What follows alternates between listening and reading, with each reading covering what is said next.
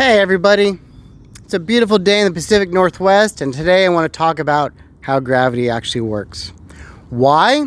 Because this is a great example of how elites can corrupt an institution without the need for lies or misinformation.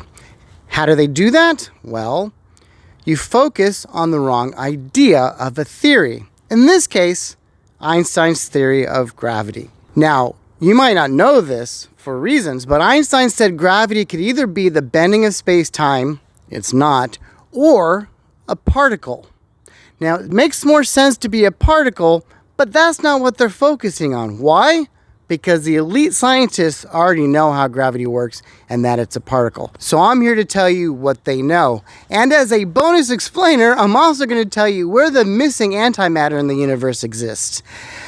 That requires a video in its own right. But for those of you that know, here's where the missing antimatter is. Now, before I can tell you about gravity, we have to talk about how protons move. As you know, a proton is surrounded by a cloud of electrons. These electrons are constantly exchanging photons with the proton. When a photon from the electron cloud hits a proton, it moves the proton in the opposite direction because it's an impact.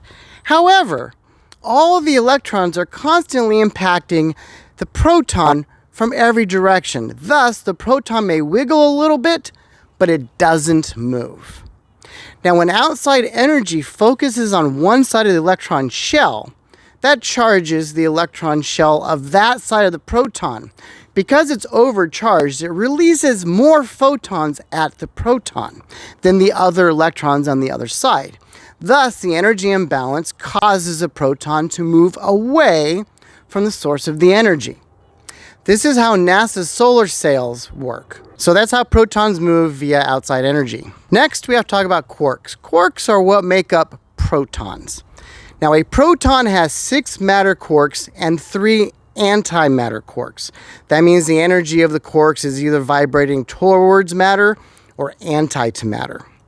Neutrons have 6 matter quarks and 6 antimatter quarks. This is what makes them a neutral charge. And the proton has a positive charge because it only has 3 antimatter quarks. Now, a fun thing about quarks is when you add energy to them, they reproduce, they double. Just like a cell divides, quarks split into 2 quarks. So what happens is the energy from the electrons is exchanged with the proton, which charges up the quarks. Eventually, enough energy doubles those antimatter quarks, which turns the proton into a neutron. Now, another fun fact is that neutrons exist for only 8 minutes.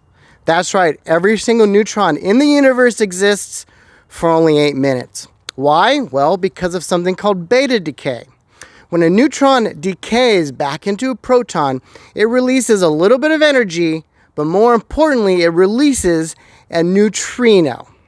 A neutrino is made up of 3 antimatter quarks. This antimatter neutrino is repelled by the center of the atom and is attracted to other positive charges. Now, this neutrino has 3 quarks in it, which means it has 3 charges to it. So what happens when a neutrino hits a proton? Well, the exact opposite thing that happens when energy hits the electron cloud. Let's look at it. Here, we have a proton surrounded by electrons exchanging information and photons.